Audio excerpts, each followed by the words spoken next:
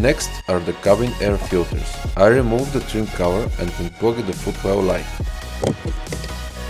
This is the cover that I have to unscrew. Probably it's T15 or something like this.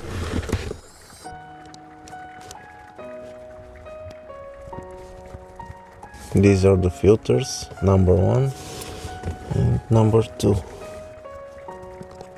Let's install the new filters. The filter cover. During the process, I noticed that the filter cover was broken, but I decided to install it anyway. I need to order a new one. The 2 screws. And to reconnect the pipe. I have to install the cover. Reconnect the footwell lamp. Now it's done.